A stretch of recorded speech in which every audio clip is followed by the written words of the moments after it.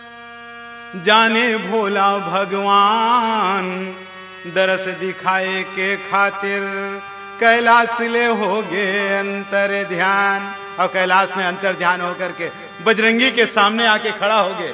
और कथे सोचे भगवान ये करो जीव हालल चाहे और बन के मदारी हनुमान कराया है। पहली बन के मदारी हनुमान के आगुमा खड़ा हो गए। और कही थे बजरंगी ते चिंथस का मोला गजब बेड़ के सोचत में देखा था तोला। जैसे ही बजरंगी के नजर भगवान के ऊपर मिलते भगवान भोलेनाथ ला पहचान डरी। कथे सुन ले बम भोला मैं काला कहाँ तोला। एक नजर राम के दरस करा के लान देते मोला। भगवान भोलेनाथ कथे सुन बजरंगी ये कर वरना तोला छोटे बनिल पढ़ी हनुमान और राम दरस करना है ते मोर कहना मान। कथे भगवान छोटे छोटे बनना कोई बड़े बात नहीं है मोर बर। और वाकई में सोचबे जे अपन मान ला हनन कर देते अपन मान ला समाप्त कर देते वही हनुमान कहवाते। हनुमान जी कथे महाराज छोटे हो चाहे बड़े हो जैसे भी हो मोला राम के दरस करना है। तो का कथे बन के मदारी कथे भोला भगवान जी राम दरस करना है सुनो हनुमान जी। हाँ महाराज राम के दर्शन करना है राम के दरस करके आना है। नचैया बेंद्रा कस रूप ला बना लो गदा मुकुट ला अपन घर में छुपा लो। अब एक काम कर छोड़ी यहाँ सब गदा ला और मुकुट ला और जा जल्दी घर जा वहां रख के आ जा। अब राम दरस करना है ते मोर खान में चढ़ जा। नानचुन बन के चढ़बे तब बन ही अब बड़े जान बन के थोड़े चढ़बेगा छोटे से बेंद्रा बन के मोर खान में चढ़ जा। अब फिर चला थन अवध में करबो राम के गुण गानी जी और राम दरस करना है सुनो हनुमान जी। बजरंगी बैठ गए शिव के मुड़ी धर के रास्ता रेंगा थे भोला मन भर के। सरयू नदी आला करीन हावे पारेगा और कते कोती हावे कई के खोचे दरबारेगा। ये दरबार कते डहानी सब देखा थे एती लेती और देखिए दरबार जैसे ही बुलकना चाहते अरे छेक ले थे दरबानी नहीं देवे जानी जी। दरबानी छे बेंद्रा वाला एक कोतिया कैसा देंगे थे एक कोती जाते हैं तो मार दांत कटर को चिल्लाते धर के और पकड़ के डहान ले जाते। छेक ले थे दरबानी नहीं देवे जानी जी राम दरस करना है सुनो हनुमान जी।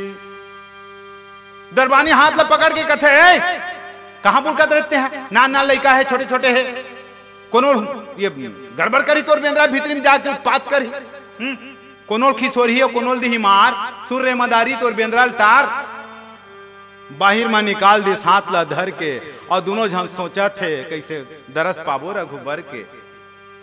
घेरी बेरी जा के हो गए हलाकानी जी और राम दरस करना है कहना मान जी। है भगवान ते कह रहे राम दरस करना है कहना मान के तो कहना लतमानत हो ये तो बड़ा गड़बड़ हो गया कैसे करो।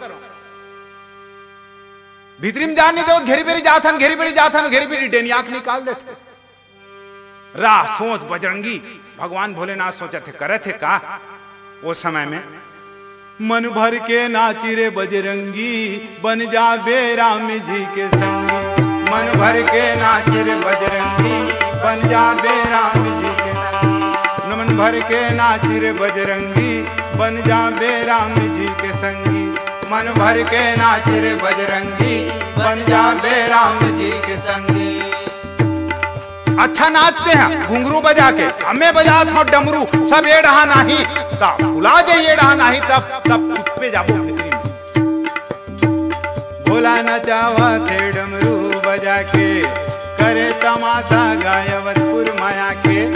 भोला नचावा थे डमरू बजा के करे तमाशा गायवतपुर माया के। अपन मदारी के भेसला बनाए अंजनी के लाला ला झबला पहना है।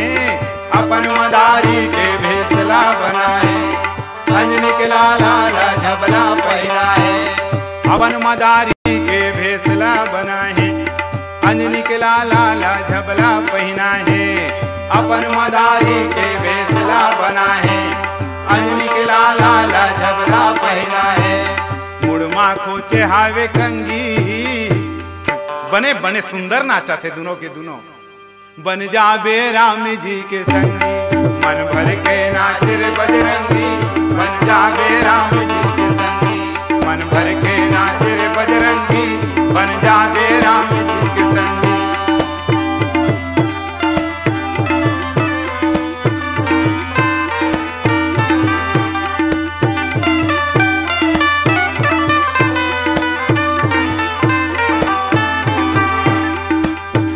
नाचा थे दोनों बहुत बढ़िया, ये दोनों होके नाचा थे।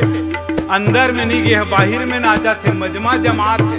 लेकिन राम दरस के जेकर लालसा है वो मन तो अंदर जातू कर देखैया। बोला नचावा थे डमरू बजा के, करे तमाशा गायवतपुर माया के।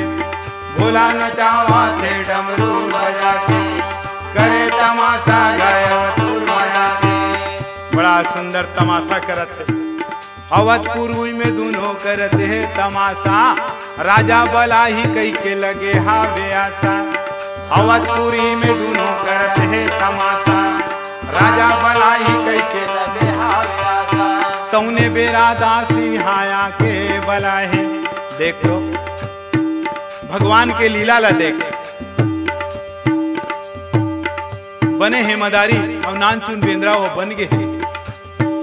पता नहीं भगवान के लीला का हो। तौने बेरा दासी हाया के बलाहे। दशरथ अंगना माँ जाके समाहे। तौने बेरा दासी हाया के बलाहे। दशरथ अंगना माँ जाके समाहे। दशरथ अंगना माँ जाके समाहे। दशरथ अंगना माँ जाके समाहे। दशरथ अंगना माँ जाके समाहे। जाके देखते जतर कतर कते कोती है, भगवान कते कोती है, राम कते कोती है। जतर कतर देखा थे भैया। अरे बाजती है तबला सरंगी, बन जाबे राम जी के संगी। मन भर के नाच रे बजरंगी, बन जाबे राम जी के संगी। मन भर के नाच रे बजरंगी, बन जाबे राम जी के संगी। मन भर के नाच रे बजरंगी, बन जाबे राम जी के संगी। बन जाबे राम जी के संगी। बन जाबे राम जी के संगी। बन जाबे राम जी के संगी। चारों मुड़ा देखा थे नैना निहारी के, दर्शन मिलत नहीं है दशरथ कुमारी के। चारों मुड़ा नैना ला अपन आँखी ला देखा थे जतर कतर घुमा घुमा के आ मने मन में कहत बजरंगी जे ला देखे बर आनते इतनी दिखत रे। कते डहन चल दिस बजरंगी, कते भगवान मोरो नैना हुई डहन लगे है। कते डहन होई जैसे आज साधु संत मुनि जोगी जटाधारी मन सुंदर बैठे रहते एक जगह, बैठ के भगवान के ध्यान लगा के भगवान ला मने मन में खोजत रहते, कहत रहते दुनिया बनाए कैसे कैसे रंग ला डारी के। और कते मेरे बैठे हस तहा संसारी के। करिया गोरिया को दो सांवर तय बनाए तनला, अलग अलग चेहरा यौ अलग अलग मनला। छिटी बूंदी लाल हरा के बनाए कुर्ता, नीला पीला और गुलाबी भूला जथे सुरता। माया के अंगना मा मोलाते बैठारी के, कते मेरे बैठे हंस तहा संसार के। दूध में पानी कस कते मेर लुकाए हंस, मेहंदी कस पाना कहाँ रंग जमाए हंस। पथरा में आगी रथे और तिल मा तेल गा, कैसन मालिक ते करत रथस खेलिगा। कब के खोजत हन रद्दला निहारी के, लट्टे पट्टे वो मन अंदर में खुश रहे। कते मेरे बैठे हंस तहा संसारी के। अरे दुनिया बनाए कैसे कैसे रंगला डारी के, कते मेरे बैठे हंस तहा संसारी के। जैसे ऋषि मुनि जोगी ज्ञानी ये मन खोजत रहते मने मन में। आज ये मन अयोध्या नगरी में आगे अंदर में भगवान के घर में जाके देखा थी भगवान कहाँ है। कते मेर है राम है, लक्ष्मण कते मेर है, भरत कते मेर, शत्रुघ्न कते मेर है, लेकिन उम्र दिखाई के नहीं देवत है। होते का मारत किलकारी वही बेरा आगे रघुरैया, पाछो पाछो दौड़ते है सुंदर चारों भैया। मार घुंघरू बजावत ठुमुक ठुमुक ठुमुक ठुमुक चारों भैया मन आवत है। देखिस रघुनाथ ला बजरंगी बैहागेगा और भोला के डमरू में घलो मंजायागेगा। ओहो बजरंगी जे लख हो जात रहे रे तिहिल पाले मगन होगे भोलेनाथ रे। देख के परमात्मा ला मगन होगे भोलेनाथ रे। दशरथ अंगना माना चाहते मगन होगे भोलेनाथ रे। दशरथ अंगना माना चाहते ये मगन होगे भोलेनाथ रे। दशरथ अंगना माना चाहते ये मगन होगे भोलेनाथ रे। दशरथ अंगना माना चाहते दशरथ अंगना माना चाहते ना चाहते दशरथ अंगना माना चाहते दशरथ अंगना माना चाहते ना चाहते दशरथ अंगना माना चाहते दशरथ अंगना माना चाहते ना चाहते दशरथ अंगना माना चाहते दशरथ अंगना माना चाहते। बड़ा सुंदर नाचा थे परमात्मा अंगना माना चाहते। भोलेनाथ के नचैले देखी बजरंगी है साथ रे। बड़ा सुंदर बजरंगी है तुम भगवान ला देखा थे भोलेनाथ ला देखा थे राम ला देखा थे। बजरंगी है साथ रे भोला के डमरू हवा जाते। बजरंगी है साथ रे भोला के डमरू हवा जाते ये मगन होगे भोलेनाथ रे। दशरथ अंगना माना चाहते ये मगन होगे भोलेनाथ रे। दशरथ अंगना माना चाहते आगे राम जी के अंगना माँ धीरे धीरे नाचे। राम जी के अंगना माँ धीरे धीरे आगू राम जी के आके मटकावा थे। छुनुर छुनुर छुनुर घुंघरू बजावा थे ये छुनर छुनुर छुनुर घुंघरू बजावा थे ये छुनुर छुनुर छुनुर घुंघरू बजावा थे। जब घुंघरू ला बाजत देखी और दोनों झल्ला नाचत देखी मगन होके नाचे रघुनाथ रे। भगवान के घलो गोड़ हाथ टंगाए के शुरू हो गए। देखिस अपन परम भक्त मल्ला भगवान ला नी रहेगी ताली बजा के बने नाचते मगन होके भोलेनाथ रे। ये मगन होके भोलेनाथ रे। दशरथ अंगना माना चाहते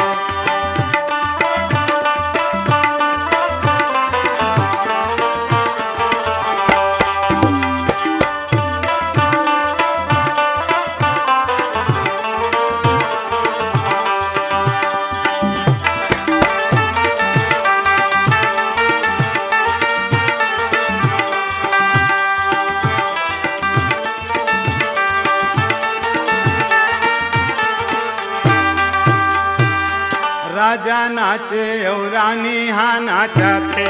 अवधपुरी के सब परानी हाँ नाचाते। धरती नाचे और नाचे आसमान गा ऊपर में ब्रह्मा खाले भोला भगवान गा। धरती नाचे और नाचे आसमान गा ऊपर में ब्रह्मा खाले भोला भगवान गा। ऊपर में ब्रह्मा खाले भोला भगवान गा। ऊपर में ब्रह्मा खाले भोला भगवान गा। ऊपर में ब्रह्मा नाचा थे और खाले में भगवान डमरू वाला नाचा थे बजरंगी के संग में और तीर बने संगे संग में सुंदर चारों भैया घलो मटकावा थे के नाचे गुरु महाराज रे। आज वशिष्ठ महाराज घलो नाचे के शुरू कर दे। नाचे गुरु महाराज रे भक्ति के बिरवाहा जागते ये मगन हो गए भोलेनाथ रे। दशरथ अंगना माना चाहते ये मगन हो गए भोलेनाथ रे। दशरथ अंगना माना चाहते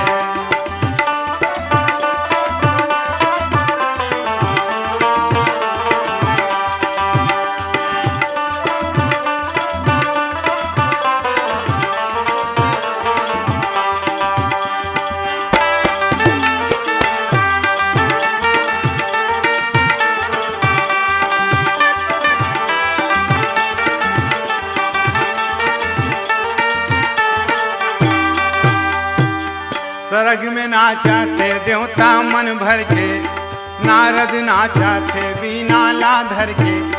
सरग में नाचा थे देवता मन भर के। नारद नाचा थे बीना ला धर के, मगन हो गए आज देवता के राजा। अवधपुरी में बाजे शिव जी के बाजा, मगन हो गए आज देवता के राजा। अवधपुरी में बाजे शिव जी के बाजा, अवधपुरी में बाजे शिव जी के बाजा। आज शंकर के डमरूहा अयोध्या में बाजे के शुरू हो गए। अरे नाचे पूरा संसार रे। जब स्वयं परमात्मा राम नाचा थे, स्वयं जगत पिता भगवान भोलेनाथ नाचा थे, जगत गुरु भगवान भोलेनाथ नाचा थे। अरे नाचे पूरा संसार रे, बाजा त्रिलोकी के बाजा थे। मगन हो गए भोलेनाथ रे, गज अंगना नाचा थे। मगन हो गए भोलेनाथ रे, गज अंगना नाचा थे।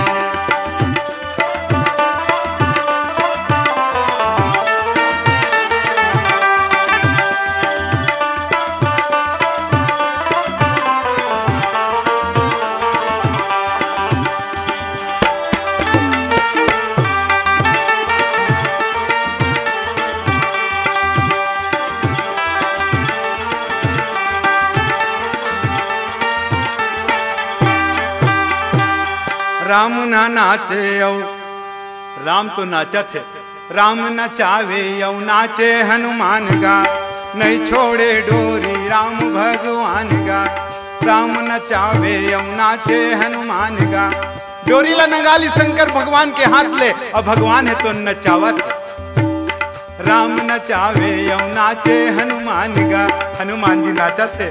भगवान राम है डोरिल पकड़े है, अब सुंदर बढ़िया नचावा थे। हनुमान ला औ का चाहिए, बहुत मगन हो गए बजरंगी, बढ़िया कूद कूद के नाचे है। नान चुन बेंद्रा बना था, छोटे से बेंद्रा बने है ना।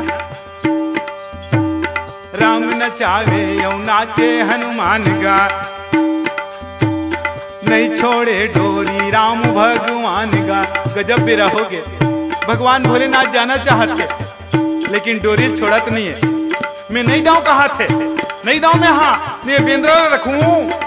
भगवान रोए के शुरू कर देते, नहीं छोड़ा मैं डोरी, मैं हाँ ये बेंद्रा लापन पर राखिया, मैं एक साथ में खेलूं। नहीं छोड़े डोरी राम भगवान गा, राजा कहते ये कर बेंद्रा ला दे दे। राम महा कहते ये ला मोर खेती ले दे। राजा कहते ये कर बेंद्रा ला दे दे। राम मोह कहते ये ला मोर खेले बर ले दे। राम कहते ये ला मोर खेले खातिर ले दे। गजब रोवे रघुनाथ गा, भगवान रोए के शुरू कर दे। गजब रोवे रघुनाथ गा, शिव जी के बेंद्रा ला मांगा थे। ये मगन हो गए भोलेनाथ गा, दशरथ अंगना माना चाहते, दशरथ अंगना माना चाहते, दशरथ अंगना माना चाहते, दशरथ अंगना माना चाहते।